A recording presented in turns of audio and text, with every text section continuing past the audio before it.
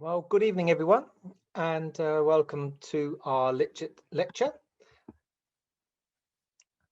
The format that we use, if that's okay, is that we allow the speaker to speak uninterrupted for, let's say, about sort of 35-40 minutes, and then there's an opportunity for you to ask questions.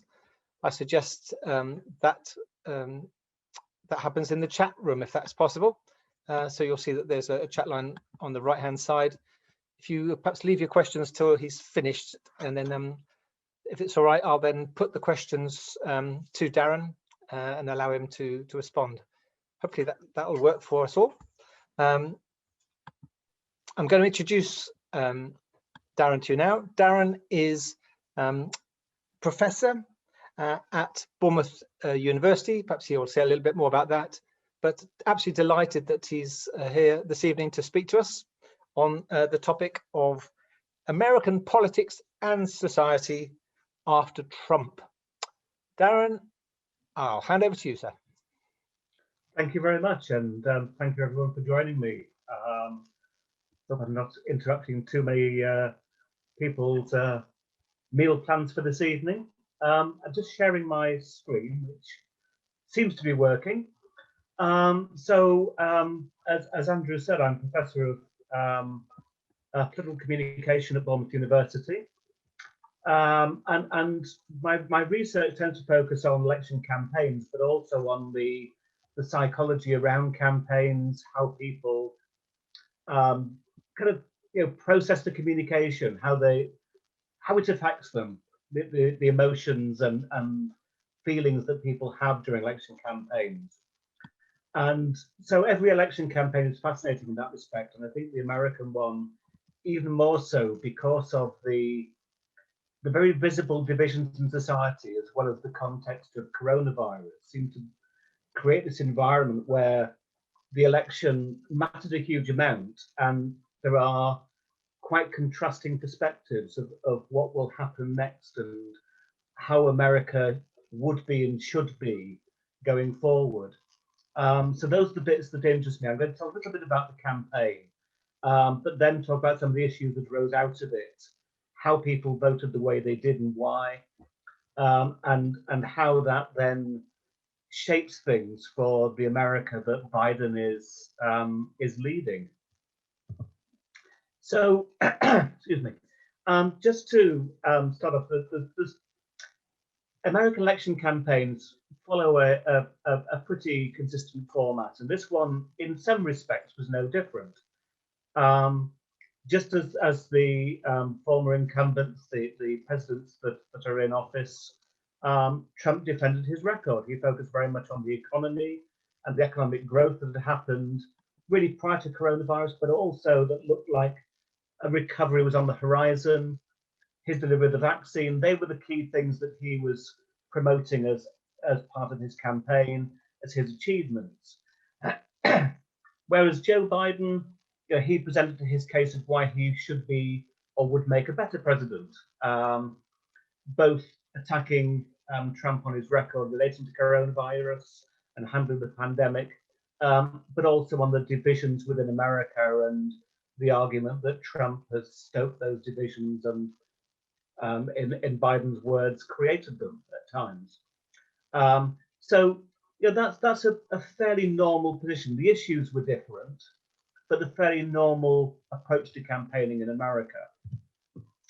It was also very high spending, and it really is eye-watering sums of money. I mean, the billions that go into election campaigns in America is more than in any other country in the world. There is nowhere that spends as much money as America does on election campaigns. And just the amount of donations, so this is money raised from both corporate donors and small, ordinary people donating $5, $10. So huge amounts of money. And in a way, 2020 went back into a traditional pattern of there being a strong correlation or relationship between how much money was spent and who actually won the election. In 2016, Clinton spent a huge amount on television advertising, which is the thing that every campaign spends most money on. massively outspending Donald Trump. And yes, she did win more votes, but didn't win the election. But Biden outspent Trump and outraised Trump. So huge amount of money plowed into the campaign, which is usual. You know, it's just a steady increase year on year that elections cost in America. And they seem to be happy with that. Where it differed is the greater negativity. A student of mine in 2016 for their final dissertation compared the language and style Trump used in his role as the boss in The Apprentice to the way he was picking off his opponents during the Republican primaries 4 years ago. And the language used, the way he would take nicknames and use them constantly to kind of characterize somebody. Not always negatively on The Apprentice, but it wasn't the primaries. But that way of creating a kind of a nickname that sticks for people. And he used this during The Apprentice, and also he uses this quite a lot for his campaigning. He enjoys picking off his opponents, finding the weaknesses, finding the elements of their character that he can criticize and focus on those. So throughout the campaign, during his speeches, using Twitter, he would refer to Sleepy Joe Biden.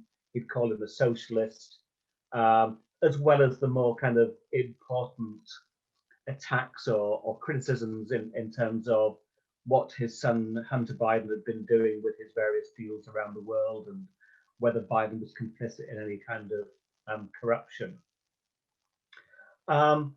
Also in America, which is quite different in a way to most countries, but we've seen a little bit of it in the UK, and kind of foreshadows some of the feelings in America, is various stories and criticisms and almost conspiracy theories circulating around the internet referring to Joe Biden. It's unknown where these come from. Some do come directly from quite right-wing media outlets like Breitbart, but some of them just from ordinary accounts that we have no reason to believe they're attached to a particular campaign or not. They're just there speaking. And a lot of concerns about Joe Biden and whether he would attack core freedoms, so the constitutional right to own a gun, to bear arms, rights about freedom of speech, as well as some of the restrictions around coronavirus being all kind of linked into these concerns about what American freedom would mean under Joe Biden and how much it might be different under Trump was circulating. There's also the more kind of scurrilous rumors about Biden being agent of the Chinese Communist Party, but that was a very small niche of the thing. But you could see that on placards and things at the protests. Biden's campaign was very, very, very focused. It focused on these two elements. Trump had mishandled the pandemic, and Trump was divisive.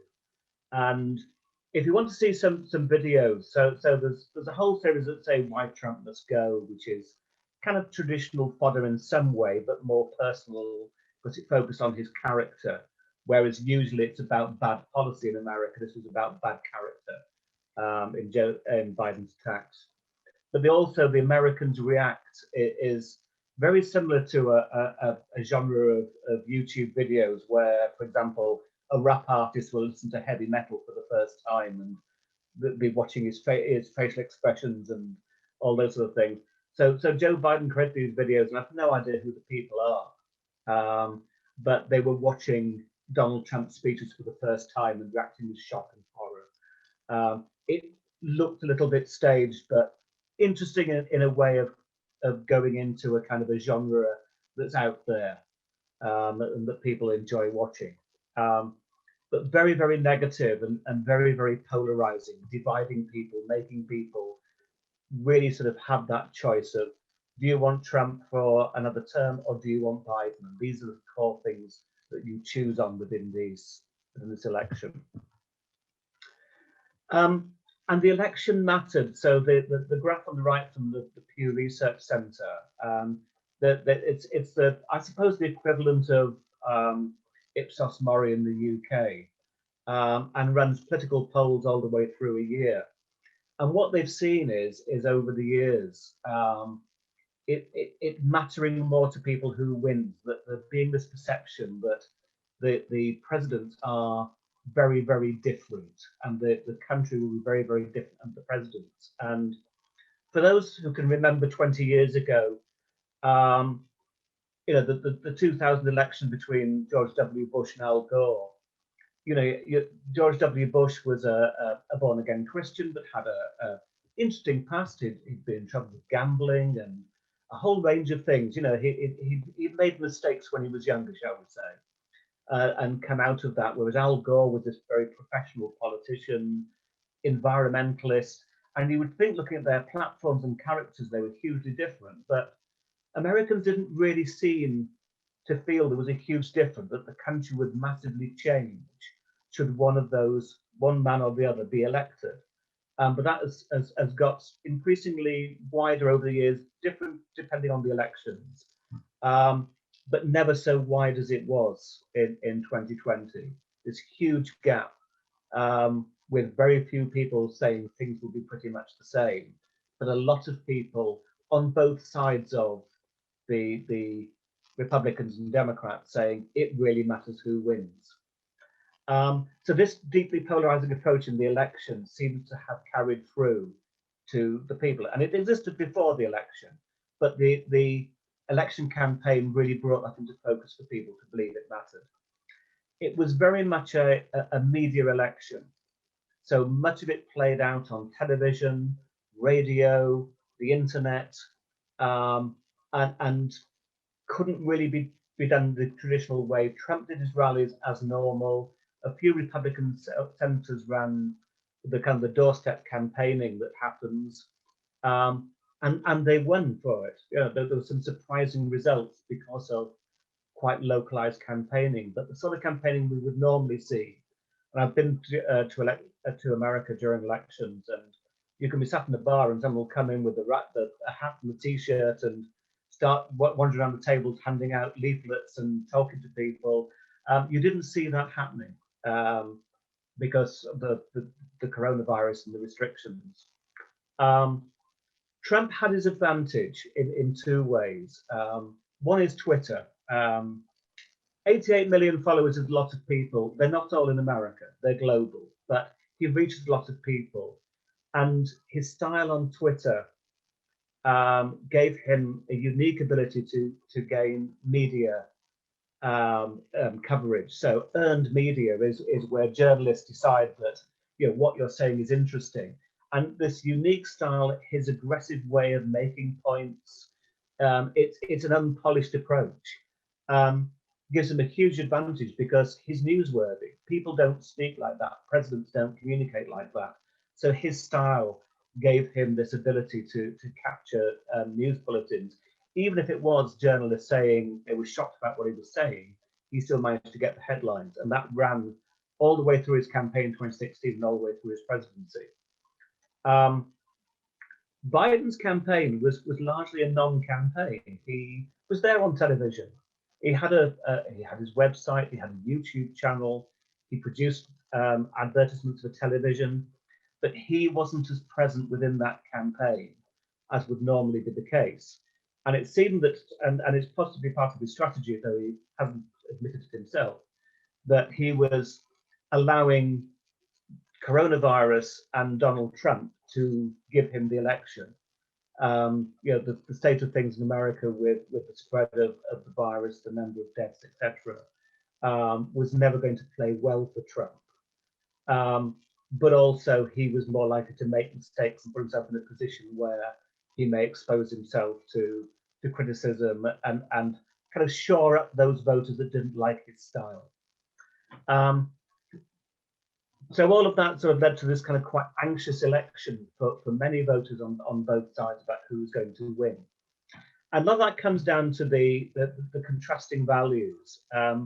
So I mean, it's quite surprising that the pandemic is the third most important issue in exit polls, but it perhaps reflects the way that the pandemic and the virus affects other aspects as well. So the economy and coronavirus are the two most important things when combined together, and then racial inequalities. But big divisions, normally one would see sort of more mixed opinions and more blurring between candidates. You don't have candidates that completely own a policy, and when you look at your opposition, you think, yes, they do have good qualities. In terms of handling the economy, supporters of both parties feel their man is the only man to handle the economy, and the other one cannot do the job well. So a real big division there, rather than thinking, well, actually, the economy would be okay if the other guy is elected. The same with the priorities on coronavirus and dealing with that. But do you deal with that and don't worry about the economy too much? That's Biden supporters on the whole. Rebuild the economy, even if it hurts coronavirus, that's Trump supporters. Or sorry, even if it restricts the efforts you can make to control coronavirus. So big division there, and also around racial equality. If you're pro-racial equality, you vote for Joe Biden, and a big division on the support for Black Lives Matter as a movement and its principles. If you support them, Joe Biden. If you were against them, believed it was more of a law and order issue, Donald Trump. So on some of those core issues, there was a really big division and no real credit given to the other person, as there would normally be the case. You may find a lot more sort of shade in elections in terms of giving credit to your opponent for having some good qualities. That didn't seem to be the case, and also with personality. Biden's message about being a uniting figure came through to his voters. Donald Trump, the strong leader, and the cares about people like me, very, very divided. Biden voters think it's their man. Again, the Trump voters think it's their man. But often, it's one of those problems there where not everyone thinks they do care about everybody. So some of Trump's voters are very, very passionate about Trump, some say about Biden, but unsure if he cares about all people. It depends perhaps on the problem with this data is that there's no splits in terms of race or gender or those kinds of factors that may influence whether you look at the president and say, yes, he cares about people like me. So some very interesting divisions about the way that the presidents have performed and might perform, and so what they will do in the future and what America will be like under these presidents, and very divided opinion on those. Now, in terms of do people believe Trump won, that has been steadily declining. So this is the percentage of Trump voters. So just after the election, just under half of Trump's voters believed he had won. That may have been purely because of the results that weren't yet declared. So it looked like he had won in some states because they were still counting postal ballots, and so they wanted to believe their man had won, their candidate had won. But it was fairly solid, just under 40% in early December when everyone had declared. But it slowly declined, and the two dates are important. The 7th of January, the day after the sort of storming of the Capitol, the riots in Washington, and the 20th is the day of inauguration. So it slowly declined. But what has increased, as it is clear that Biden has won, is the levels of uncertainty and anxiety among Trump's voters, the ones who are concerned about the future. But they weren't too concerned as a whole in November when he may win. They maybe were a little bit concerned because they thought he might not, but then all the way through to January, that's increased. So they're now quite worried.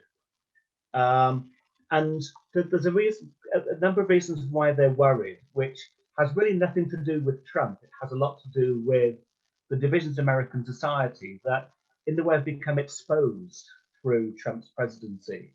And maybe they would have been exposed anyway due to the pandemic, independent of who had been president. It's hard to say, what these factors are that bring these to the surface.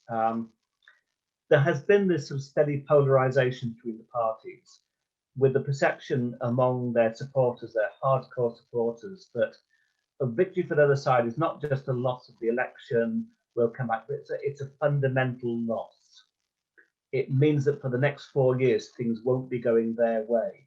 So a little bit like that graph that showed them being quite close together and not seeing great change in 2000.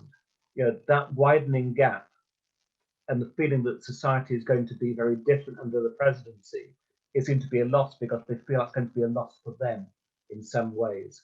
For some of them, it's an economic loss. They don't feel money will be prioritized to the interests they care about, but also it's social issues, that the country will go in the wrong direction. And in some cases, it's either going to become more liberal, in other ways, it's going to become more conservative. And there's been this emerging problem around identities in America. Obama's election in 2008 seemed to awaken a sense of grievance among a lot of working class white Americans that felt they were no longer in a position of privilege. And a lot of research has been done among those groups, and it's quite clear they link their white European identity to a sense of privilege, but this isn't reflected in their economic circumstances, the security of their jobs, all of those factors they live with. And this has really carried on. Their situation hasn't improved in any substantial way under Trump, and possibly won't improve under Biden, because they're deep-rooted economic problems. And Biden's first task is going to be dealing with coronavirus.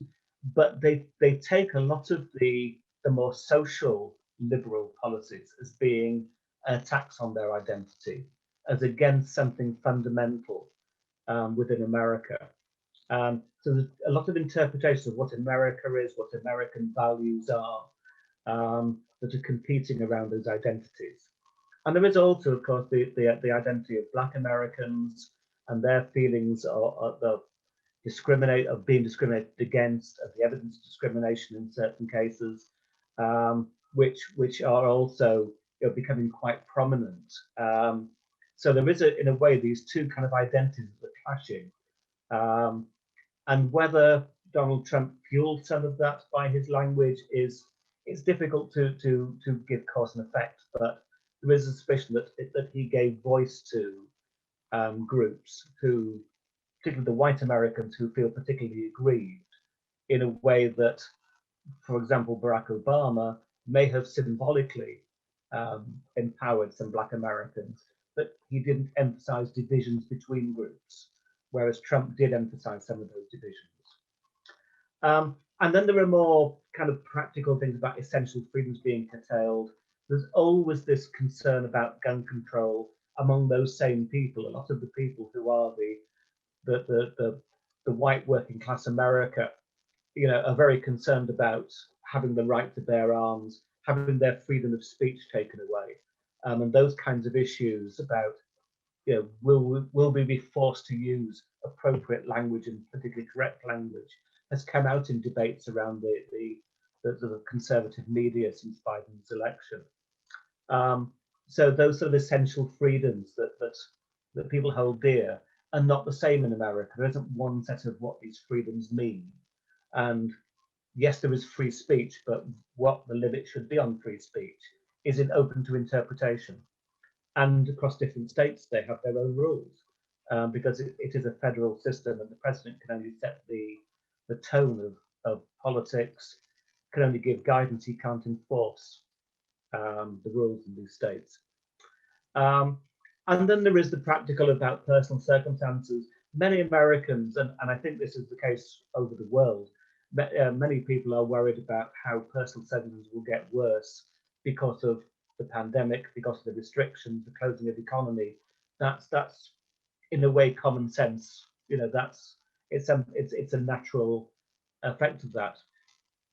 But it seems to be in America being interpreted that some are getting worse off and it's political, as opposed to just being a factor of a bad set of circumstances, that it's politically motivated that one group lose and one group do better.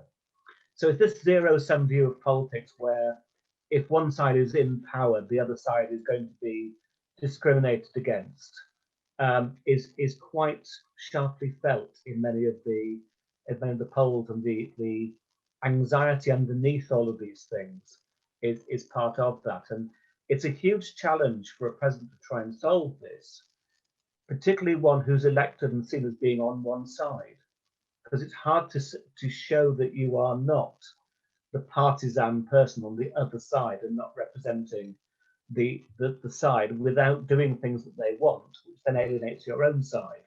When things are so polarized on such extremes, it's really difficult for any president to really meet in the, get these two groups into the middle and working together. And one of the things we've seen over the last 4 years definitely is more people gravitate to the extremes, and the center being left a little bit empty in American politics.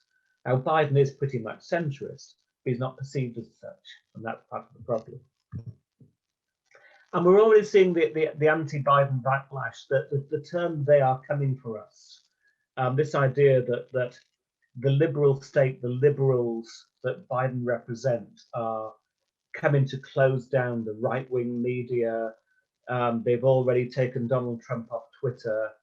The threats of, or rather the plan in some ways to remove Congresswoman Taylor from certain committees because of her allegiance with the QAnon conspiracy theorists. All of these are taken as evidence that the liberals are going to make the pro-Trump people pay for the 4 years in power.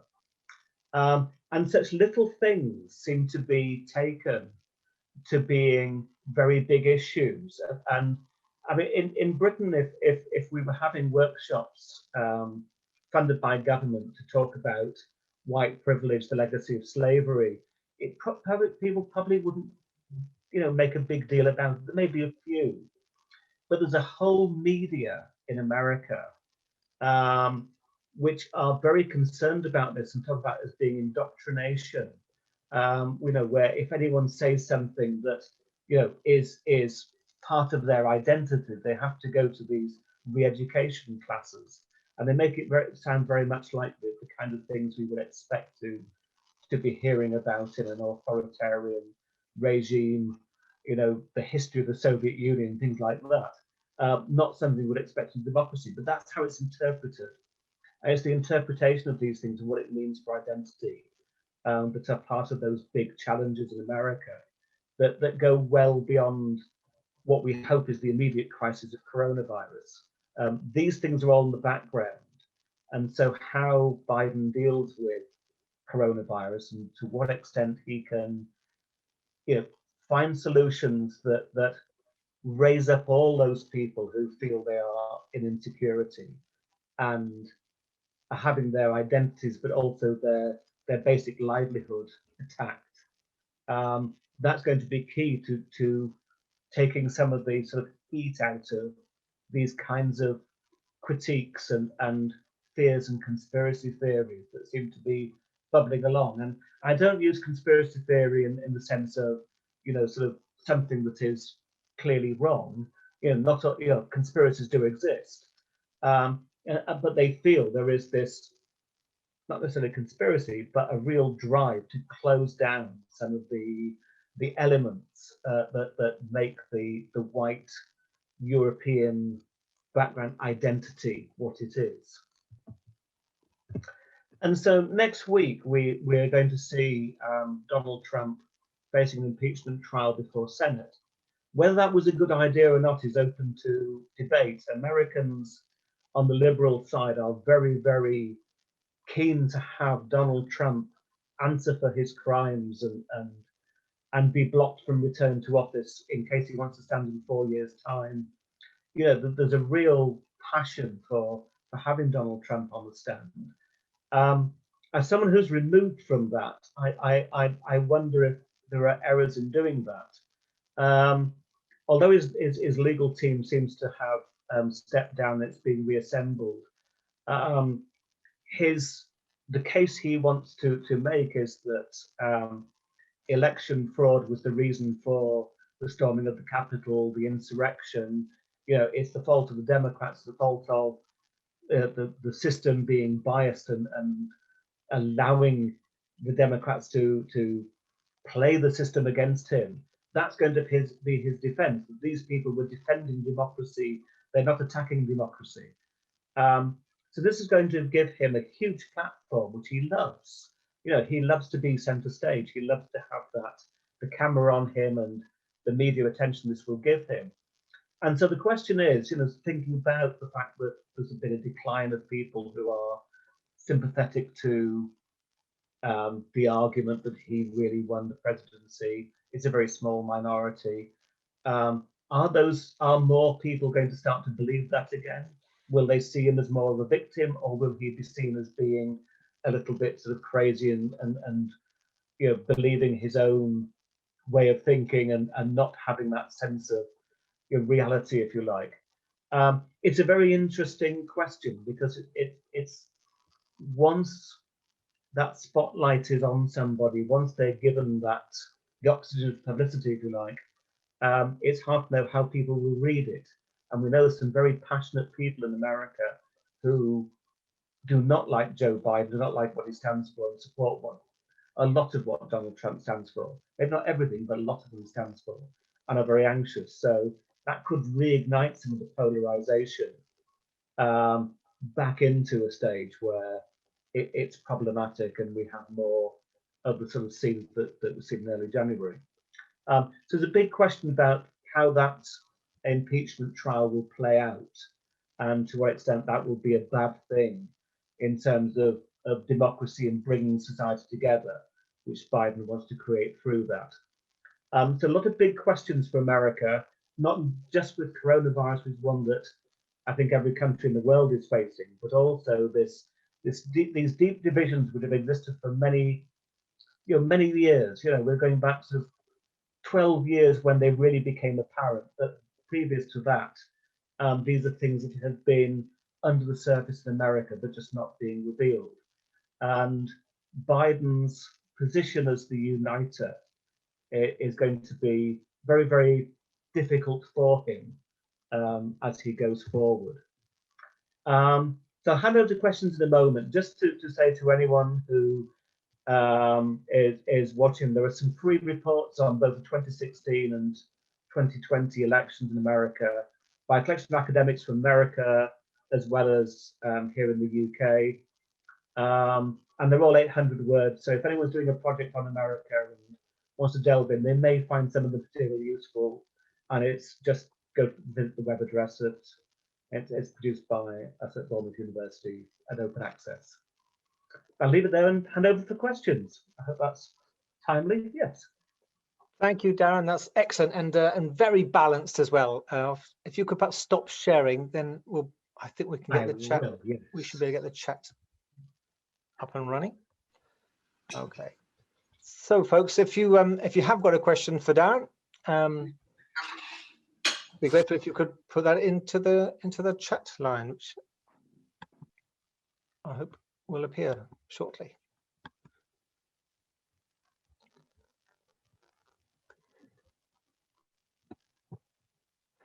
The question I'll ask, Darren, while people are thinking of their first question is, can you ever see a time when there will be a different choice for the American people between Republicans and Democrats? Will there ever be a third party? And do you think possibly Donald Trump will create that third party, which will be obviously extreme right, and the Republicans might move more central to a sort of central position?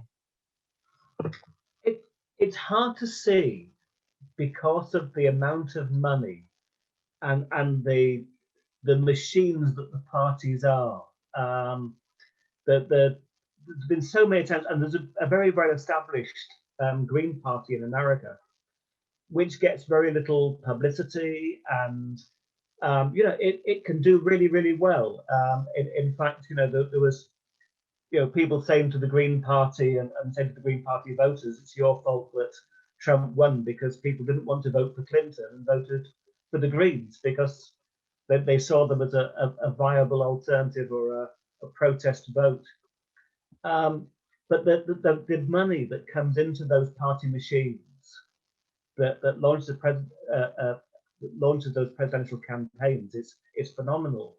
Now, Trump did in 2016 manage to get around that, but it would be difficult to see him do it outside of that choice. That the Republican primaries offer this huge spotlight, which Trump used really, really well, and so used the Republican machine to get more and more publicity for his campaign and his platform. But would he be able to do that if he wasn't using the Republican primaries to get through it? If he'd left halfway through, formed his own party anyway, then he may have been possible. It's hard to say. And with a normal outfit of the ground campaign, where the Republicans and Democrats pay people in the same way as some companies pay people to go door to door, or used to. I haven't seen it for years now, selling gas and things like that. Do you want to change your gas supplier? Those kinds of things used to be done door to door. Republicans and Democrats pay people to do that on a script, and it's hard to imagine that amount of money, which the parties are able to use, being able to then go into a third party, and that would do that. Thanks, Darren. We've got a question about media and particularly the role of the social media. So how do we solve the issue of social media, conspiracy theories, and bring some integrity back to news and facts?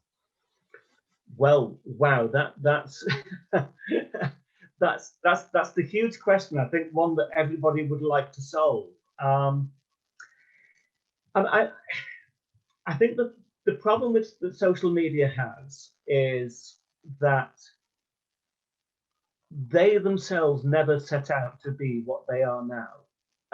They wanted to be these, let's see what happens outfits. Let's let it open to everybody. Everyone can create profiles. Everyone can post. And I think they have this ideal going back to some of the early pioneers of the internet that believed that if people could just talk to each other, everything would be wonderful. And now they really don't know what to do and how to control it because there's so many millions of users. It's almost impossible to control the content. And you kind of stop one person tweeting, whether it's sort of far left, far right, or whatever it is, conspiracies. You stop one person, and two more pop up somewhere else, and they can adjust their language in the same way as anyone can to not fall into the filters. They figure out what will be picked up by filters, and then just use alternative words, or put a number in place of a letter.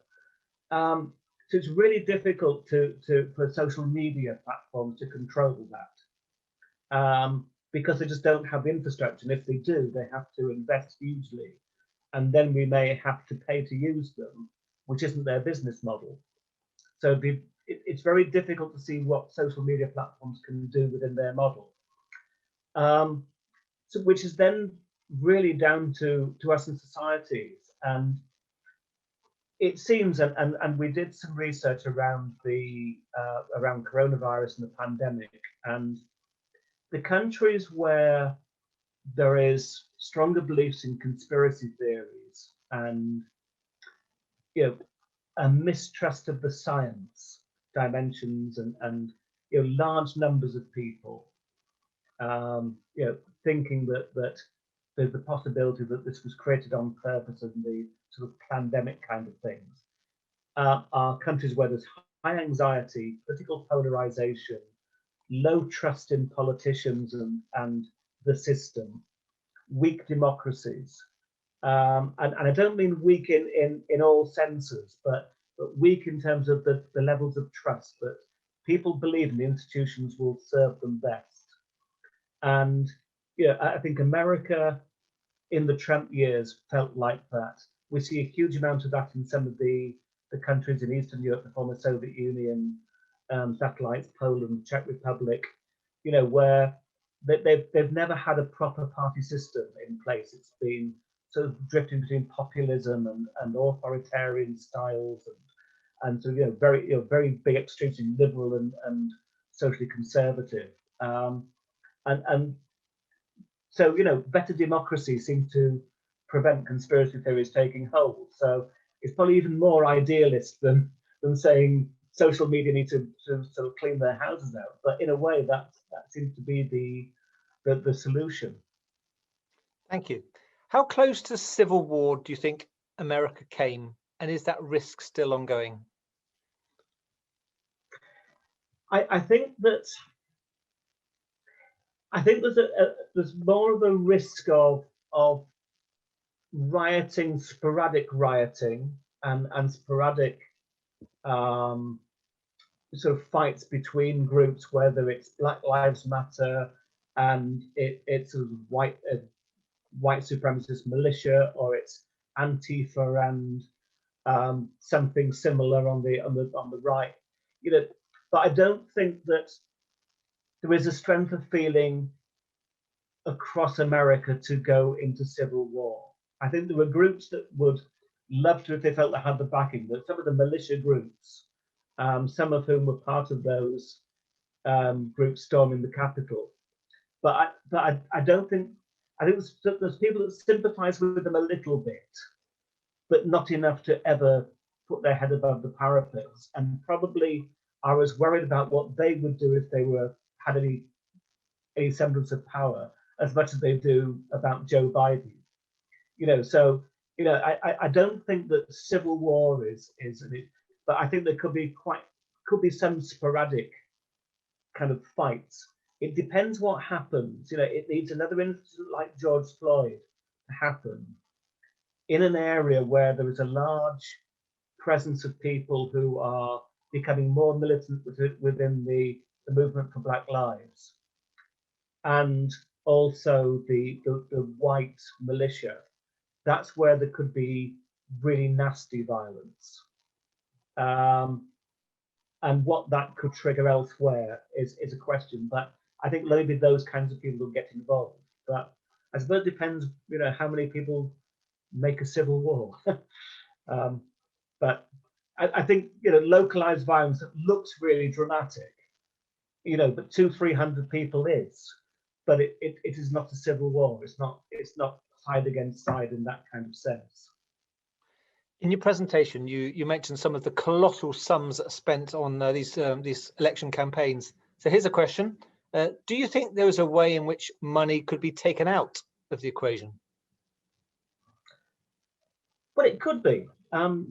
You know, that they could institute a more European, and I include Britain in that system, where party funds and campaign funds are limited in some ways, and donations have to be, I mean, they do have to be open in America, but there is a cap on how much people can give to campaigns, limits the amount of advertising that can be done on television, because that's one of the huge spends that they have. You know, the rest of the things every other party in the world do, internet advertising, etc. I mean, there's a broader point about advertising coming under some sort of rules. So we have the Advertising Standards Agency in the UK, which moderates all commercial advertising. But political advertising doesn't fall under that, because it falls under free speech and pluralism. So I think that could be monitored anyway, and it could do with it in every country. It could be done, but it's hard to imagine America not having elections that are the big pageants. You know, it would be like sort of, you know, sort of taking away, you know, all of that money from any huge company and saying, right, here's a $5, now do your advertising campaign. You know, it'd be such a shock to all of these agencies that are working alongside it, and all the strategists that, you know, have these great ideas, that they can only put them into place with money. And you see that when they come to other countries, that they're shocked at how little the resources are that they have to play with. But it could be done. It's just hard to imagine any American politician putting that in place, because there is that element of turkeys voting for Christmas about taking away things from elections, because it hurts you and it can damage you, or it can undermine your ability to campaign. So that's one of the reasons that I don't think anyone touches it. Okay, how can any democracy tolerate the presence in the House of Representatives of a person who not only refuses to accept the result of a democratic election, but openly advocates the use of political assassination of opponents, including the Speaker of the House of Representatives? Yeah, it's, you see, this is that great debate about representation and free speech, and should all voices be represented in our parliament, and what are the limits to free speech?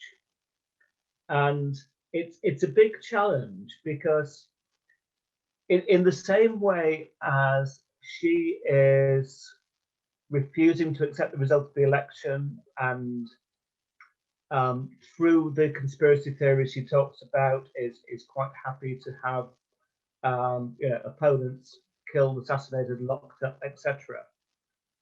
But she's democratically elected. The people who voted for her knew that was her platform.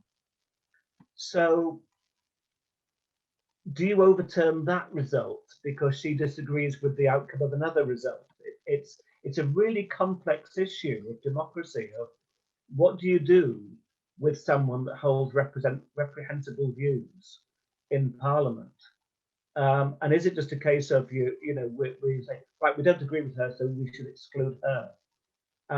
It goes back to those debates in the UK about whether the British National Party and similar should have a voice.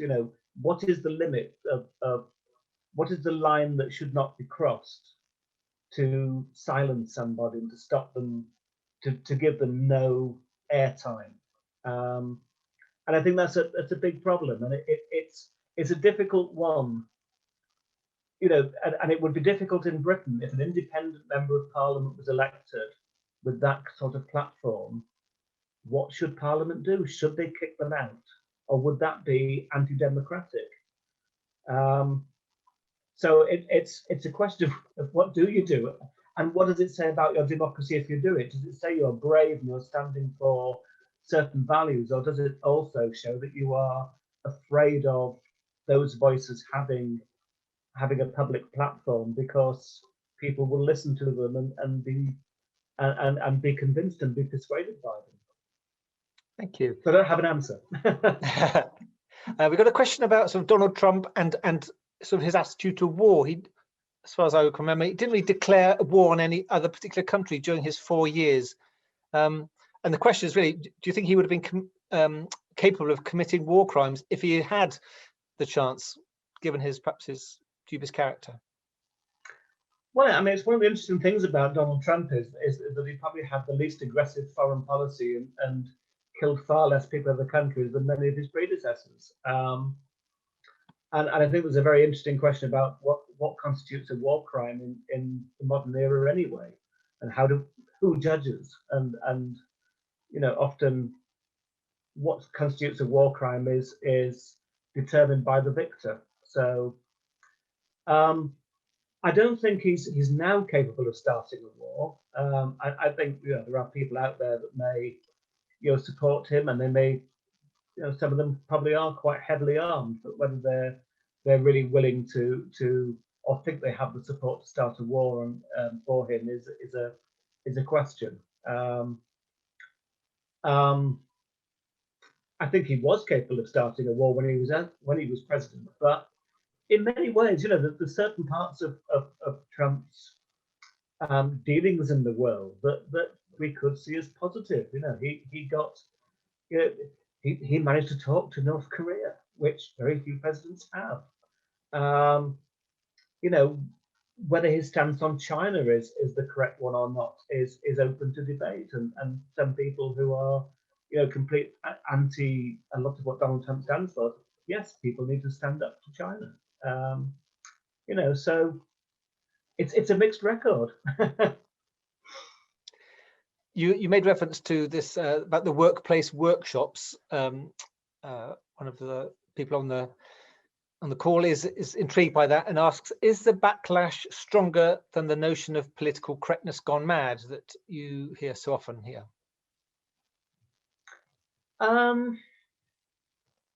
I think it has a much bigger voice in America. So, Breitbart News, a lot of independent radio, some parts of the Fox News network, they will talk about this and have a big audience, whereas the term political correctness gone wrong or gone mad is something that's heard, but it doesn't seem to make people as angry in as large numbers as it does in America. That it's almost a little bit of a joke when people say it, and it's often attributed to things that aren't actually political correctness. And I've heard it used by people, and it often doesn't have the meaning that we often think it does to people, because they haven't said something that's openly racist or sexist, but they'll make a joke about something and call it political correctness. In America, it seems not only to be stronger and more emotionally important to people, but it's also links into that identity that it's about them coming for us, and it's the way that is being developed as a narrative around that kind of thing, that they want to silence us, they want to re-educate us, they want to indoctrinate us, they want to take away a part of our identity. That's more worrying. I don't think we have that in sufficient numbers in Britain to make it look like a movement, a political movement. It's more a kind of a niggle. It's a joke in a pub, but it's not something that people get really angry about and say, you're taking something away that is part of me. I'm looking to see if we've got any more questions from our virtual audience. I'll just ask a question while we're waiting for that. Is if you say Bill Clinton's sort of worst moment was the Lewinsky affair and Tony Blair's was the Iraq War, I guess the invasion or the riot in the Capitol would be Donald Trump's. What would you say his greatest achievement was in those 4 years? Well, it's difficult because it's one of, I think, interpretation in some ways. And the economy, to what extent that was the kind of growth in the economy was down to Donald Trump is open to debate, and as with many things in America, the interpretations are partisan. It would have happened anyway. Claim as a Democrats, Trump, no, it was me. But things look to be on course in the economy, and to be honest, this time last year, we would have said, yeah, Trump could very well be on for a second term. The economy is doing fine. There haven't been serious problems. His supporters are still strongly behind him, and Biden or Sanders emerging did not seem to be a dream ticket, really. Either of them being a really, someone who could take on Donald Trump. So I think the economy was probably the highlight in many ways. There may be other things that his supporters really liked. I mean, the wall symbolically is really important to his supporters. It's not been finished, and it's in places not even a wall. But the idea of security and protection for people was something that was quite important, even though but it didn't actually achieve anything. Perhaps highlight, getting around a table with North Korea and I mean, that there's a symbolic importance to that. It's probably a shame that more could not be done. It wasn't part of an ongoing thing, that it wasn't something that could bring North Korea more closer to other people in the world, and you know, kind of less isolation in that country, I think would be advantageous. So it's a shame he couldn't do something that would be a positive thing for his legacy. I think actually, I mean, the riots in Capital won't go down as the worst thing, worst problem. I think the problem of coronavirus and the pandemic and his insistent denials until far too late. I mean, many Democratic leaders said, "Oh, it'll be fine," and then found it wasn't. But that's kind of optimism in the face of everything. But yeah, I think his handling of that and the disagreements and almost ideological position taken on things like face masks will probably be the thing he will be most remembered for because of its impact in America. Why do you think his misogyny was so little of a problem to his supporters? Well, it's a difficult one, that, and I think partially there was almost an expectation among a lot of people that that's what people in power do. And I watched Ed Balls did a program of him touring what he called Trump land, and he was talking to people about that, and they said, you know, and he said to some women who were very sort of fervent Trump supporters, "Oh, well, what about this?" He said, "What about that?" He said, "That's how rich people talk. That's how rich men are." So I think there is a kind of a sense of people not being surprised that he, you know, that's what he is. You know, I mean, he hasn't particularly hidden his, you know, his way with women. You know, he's never been seen an advocate in any way of you know, feminism or anything close. You know, so, and I also think, you know, perhaps, you know, it's also a matter of choices to some extent, that when it gets to the politics and when it gets to identities and all of those kinds of things, that kind of low level, you know, perhaps if he'd been, you know, been revealed to be a serious rapist and extremely violent, maybe that would have had an impact. But the kinds of things that he was being accused of, in the same way as Clinton, you know, the kind of nothing being proven, and people dismissing it as, oh, it was just, you know, hijinks, drunken stupidity, whatever, you know, the kind of things that is said, and it never actually getting anywhere to prove there's something serious about it. That it comes down to, well, he's our guy, you know, he's the one that defends people like me, and in the case of Clinton in 2016, and she doesn't. And I think, you know, and part of it, you know, he kind of made sure that whatever was thrown at him in terms of mud, he had something worse to throw at Hillary Clinton. You know, that whole thing about the emails, which really damaged her credibility. You know, this is state security, this is personal infidelity.